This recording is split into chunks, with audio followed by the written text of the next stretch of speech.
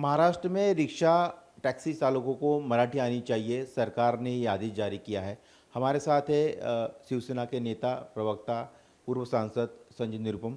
निरुपम साहब, जो आदेश जारी किया है उसको लेकर विरोध भी हो रहा है कि रोजी रोटी का सवाल है। आपने भी एक पत्र लिखा है, क्या कहना चाहते हैं आप? देखिए, इस बात से इनकार नहीं किया जा सकता कि महाराष्ट्र में मराठी भाषा मूल भाषा है, बोलचाल की भाषा है, राजकीय भाषा है। तो सभी लोगों को मराठी आनी चाहिए, इस बात पर किसी को ऐतराज नहीं। शिवसेना की भी ये प्रारंभ से भूमिका रही है, शिवसेना प्रमुख के जमाने से भूमिका रही है। और जिस जीआर को अभी इंप्लीमेंट करने की बात हो रही है, 2019 की जीआर है, और उसमें कहा गया है कि जो ऑटो चलाने वाले हैं या टैक्सी चलाने वाले जो ड्राइवर्स हैं, उनको मराठी में संवाद करना चाहिए अपने पैसेंजर से, और अगर नहीं आता तो सीखना चाहिए। इतना आग्रह रखना कहीं से गलत नहीं।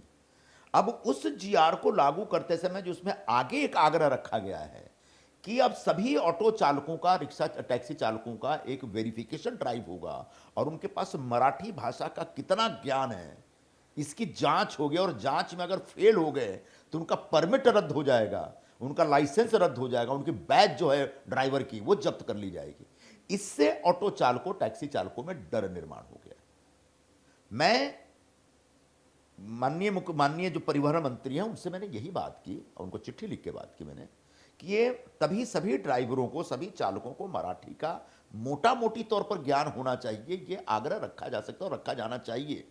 लेकिन आप एक मराठी भाषा का ज्ञाता होने का आग्रह अगर उनसे कर रहे हैं, और अगर उसमें फेल हो गए तो उनकी रोजी रोटी आप छीन लेंगे, ये गलत है। इसलिए इस पर पुनर्विचार करें, इसी आग्रह का मैंने एक पत्र उनके सामने भेजा है, और मुझे लगता है कि अगले हफ्ते इस विषय के ऊपर एक विस्तृत चर्चा होगी, और जो हमारे ऑटो चालक, रिक्शा चालक हैं, उनसे मराठी भाषा में संवाद करने का आग्रह करते हुए उनका धंधा, उनकी रोजी रोटी चौपट न हो, इस विषय को, इस दिशा में प्रयास, एक निर्णय लिया जाएगा। इसमें ये कहा गया कि पार्टी के आप नेता है और पार्टी में ही एक मंत्री जब आदेश निकालते हैं तो आप कह रहे कि पुनर्विचार किया जाए, तो पार्टी में मतभेद है, ऐसी भी एक बात सामने आ रही है। पार्टी में किसी प्रकार का मतभेद नहीं है। पार्टी की एक भूमिका है कि महाराष्ट्र में सबको मराठी बोलने आना चाहिए, यह शिवसेना की भूमिका है, शिवसेना प्रमुख के जमाने से। एक दूसरा, पार्टी में दूसरी भूमिका है कि महाराष्ट्र में मराठी भाषा का सम्मान होना चाहिए। तीसरी बात, हमारी पार्टी और भारतीय जनता पार्टी के संयुक्त प्रयास से मराठी भाषा को अभिजात भाषा का दर्जा दिलाने का काम किया गया है, प्रधानमंत्री श्री नरेंद्र मोदी जी से बात करके। यह सब कुछ शिवसेना ने स्वयं किया है, क्योंकि शिवसेना का विशेष आग्रह रहा है, और उसी आग्रह के आधार पर यह जीआर लाया गया, जीआर को आगे लागू करने का प्रयास किया जा रहा है। तो मैं भी उस आग्रह में विश्वास करता हूं। लेकिन जब कोई योजना, इस आग्रह को पूर्ण करने के लिए जब कोई योजना लागू करते हैं, तो उस योजना को लागू करते समय किसी को कोई कष्ट तो नहीं हो रहा है, किसी के रोजी रोटी के सामने संकट तो पैदा नहीं हो रहा, यह भी देखना हमारी जिम्मेदारी है। बस इसी जिम्मेदारी की तरफ मैंने ध्यान आकर्षित किया अपने मंत्री जी का। अब मुझे लगता है कि यह मतभेद नहीं है, बल्कि इस योजना को लागू करते समय जो भी बाधाएं, अड़चने, उनको दूर करते हुए आगे बढ़ा जाए। लेकिन इसमें अब एमएनएस भी जो है आगे आई है, और एमएनएस ने कहा है कि हमारा तो सरकार को सपोर्ट है, लेकिन जो आंदोलन करने की चेतावनी दी है ऑटो रिक्शा चालकों ने, अगर सड़क पर कुछ गलत किया गया तो हम उनके साथ मारपीट करेंगे और उनको सड़क पर जवाब देंगे। इसको आप कैसे देखते हैं? ऐसा है, उनको तो सिर्फ यही सब आता है, इसके अलावा तो कुछ आता नहीं उनको। रह गई बात मूल मुद्दे की, तो यह महाराष्ट्र का विषय है, महाराष्ट्र का आग्रह है, पूरे महाराष्ट्र का आग्रह है कि मराठी भाषा का सम्मान होना चाहिए। इसी आग्रह को लेकर मनसे अपनी बात रखती है, और यही आग्रह शिवसेना का भी है। हमारे और मनसे के बीच मराठी भाषा के मुद्दे पर कोई मतभेद ही नहीं है। रह गई बात जो आंदोलन की, तो हमारा पूरा प्रयास होगा कि इस प्रकार का कोई आंदोलन न हो।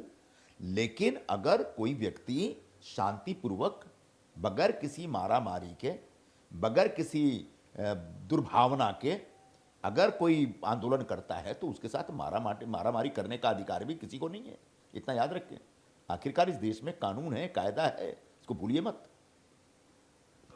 दूसरी एक बात है कि जिस तरह से वो कह रहे हैं कि मारपीट कर सकते हैं, उनको पीटेंगे अगर मराठी मानुस को तकलीफ हुई, तो कहीं ना कहीं आपकी भी सरकार है, आपकी भी जिम्मेदारी बनती है। बिल्कुल सरकार है ना, सरकार है, कायदा है, सरकार उस कायदे को लागू करेगी। और कोई भी व्यक्ति अपनी किसी बात को रखने के लिए अगर वो हिंसा का रास्ता अख्तियार करता है, तो उसके खिलाफ कानून की एक लंबी दीवार खड़ी है, ऊंची दीवार खड़ी है, उस दीवार को पार नहीं कर सकते।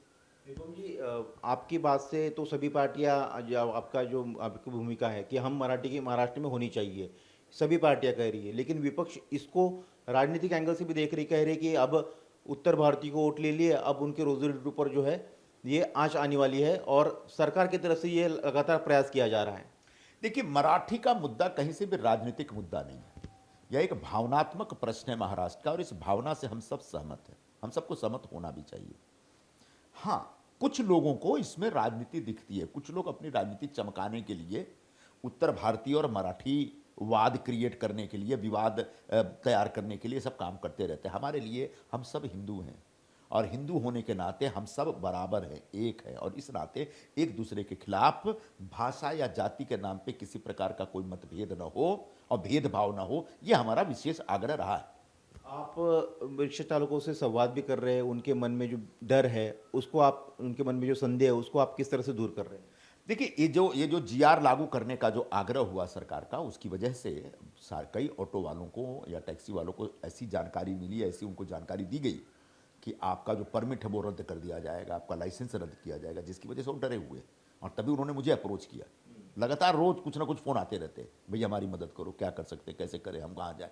तो मैं उनको यही समझाने वाला हूँ कि सबसे पहले महाराष्ट्र में थोड़ी सी मराठी भाषा सीख लेने में कोई नुकसान नहीं है।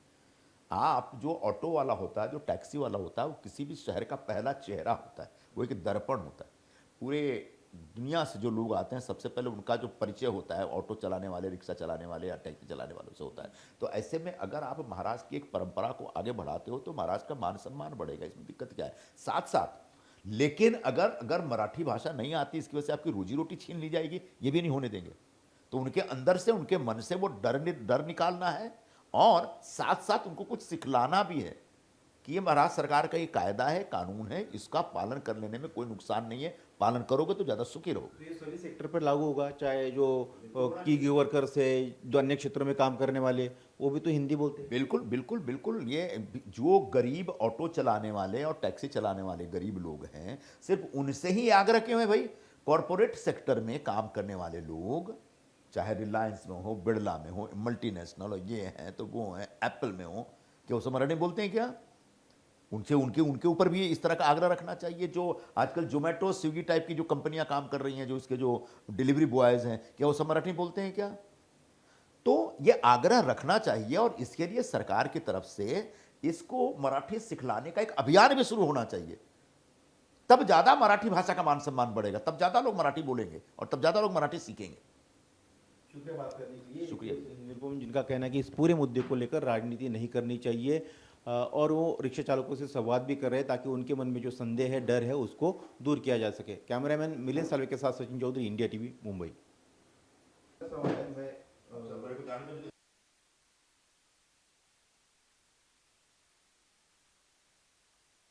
है ना वो अग्रिपाड़े का मामला, अग्रि कॉर्पोरेट जिहाद पर हमारे साथ बात करने हैं संजय निरुपम। निरुपम साहब, मुंबई में अग्रिपाड़ा में मामला सामने आया है, पुलिस ने एफआईआर दर्ज किया, आरोपी को गिरफ्तार किया है, कैसे कहेंगे ये लगातार ये मामले सामने आ रहे हैं?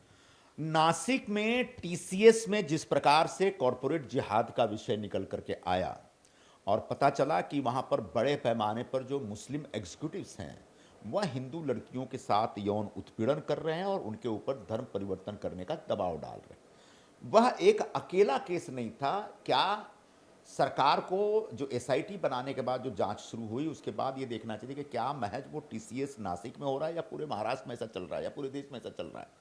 उसका धीरे धीरे नागपुर में भी निकल के आया, अब मुंबई में निकल के आ रहा है। तो यह एक जानबूझ करके धर्म परिवर्तन करने का एक षड्यंत्र रचा गया है, और इसके पीछे जो चेहरे निकल के आ रहे हैं, अशरफ या कोई, वही नहीं है। इसके पीछे बड़ी ताकतें हैं जो बड़े पैमाने पर हिंदुस्तान में जो लोक संख्या का जो एक संतुलन है, उस संतुलन को बिगाड़ने का प्रयत्न कर रहे हैं, और इस जिहाद के माध्यम से अपनी आबादी बढ़ाने का एक बड़ा दुष्चक्र चला रहे हैं। इस दुष्चक्र के खिलाफ सरकार को सख्ती से पेश आना चाहिए, और इस पूरे दुष्चक्र में, षड्यंत्र में जो भी लोग शामिल हैं, उनके खिलाफ कड़े कार्रवाई की जानी चाहिए।